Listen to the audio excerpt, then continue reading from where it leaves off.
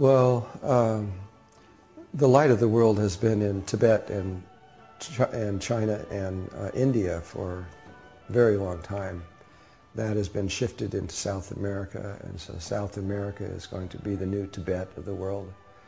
And not all of it, but it's actually centered in a place in northern Chile, but it encompasses a huge area of South America. We've, from what the indigenous people from all over the world, not just ones that we're familiar with, but from all over, they're in agreement that we have entered into a unique and special time in the history of the world. And it's a time where we are about to move from one way of being into a completely different way of being. And we can't see that right now. I mean, we can hint at it, we can feel, we can see that there is tremendous change happening around us. But the kinds of changes that are about to occur, they will be rather surprising to people because they have a different kind of nature this time we're running into. It has a nature where the old ways, the ways that we're used to and are familiar, begin to dissolve away in ways that are somewhat disconcerting. At the same time, new ways begin to replace them that are very refreshing because they're loving, they're kind, they're easy. They're the kinds of thing mommy does to child, you know, and the ideas that we have held, for example, Star Wars, where we have the concept that the universe is fighting with each other. We're going to discover this isn't true. That actually the universe is a living being, and it's conscious, and it's very old, and it cares about itself in lots of ways. And so, like I said, the ideas of Star Wars are just really a mental fear of humans. In truth, the universe really does everything it can to help each other. And we're entering into a time where that's going to become obvious. Where it looks helpless, we're going to find support.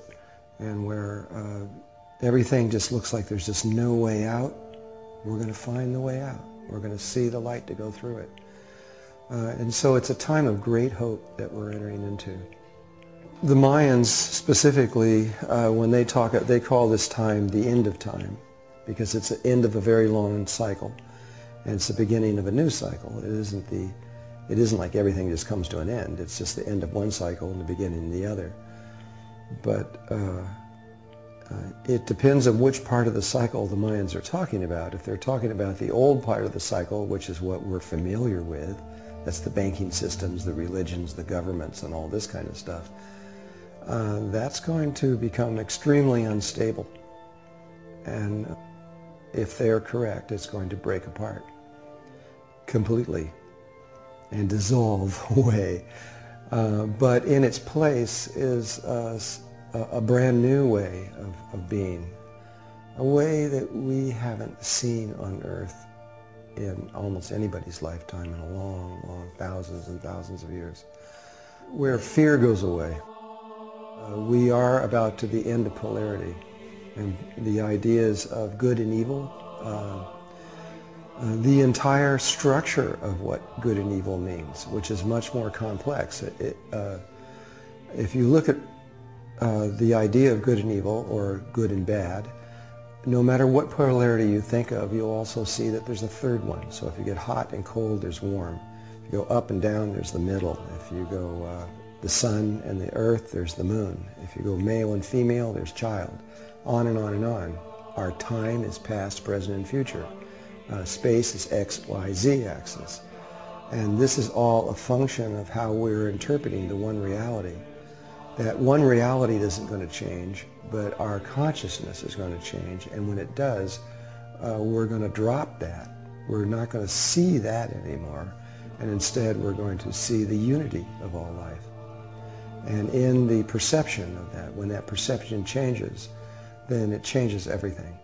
And all our sense of lack, of need, or can't do this, or we have to heal, all those things go away. They just end. And we then realize that the whole universe is one living being.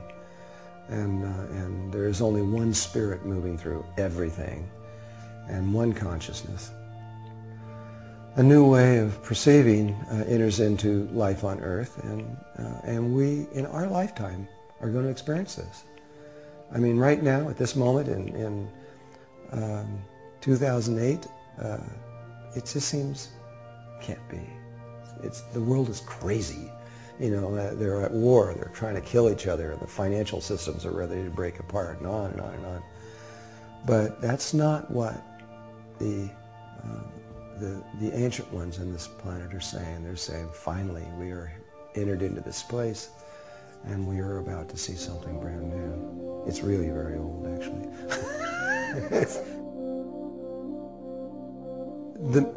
It isn't that there is a mission. It isn't that there's really anything to do. It is about transformation, and it's vibration, it's beingness rather than doing.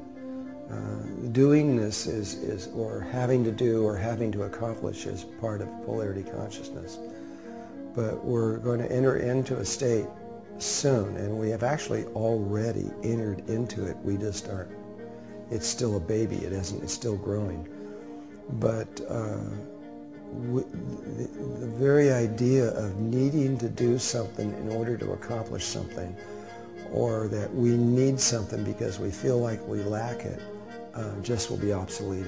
Those ideas won't even enter into us, because we will have the ability to achieve anything instantly on any level of existence imaginable.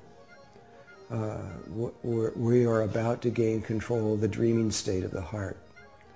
And that is the place where creation took place in the first place. We think that we're living on a planet that's floating around the sun. It isn't true. There is no planet and there is no sun. There isn't anything. It's just pure consciousness and nothing more. And the images that we are looking at, the stars, the planets, and the moons and everything, are really a dream that it was created in the heart a long time ago. And when we enter back into the state of the living heart, we begin to dream the way we did millions of years ago, we'll realize that we can just change anything. In the beginning, when that takes place, it's funny because people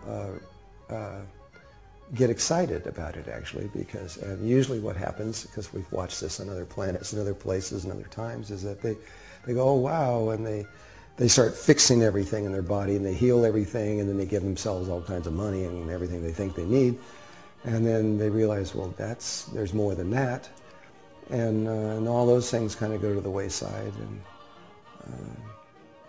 then they begin to, another thing they do is make themselves very beautiful, because you can change anything in your body. It's just an image.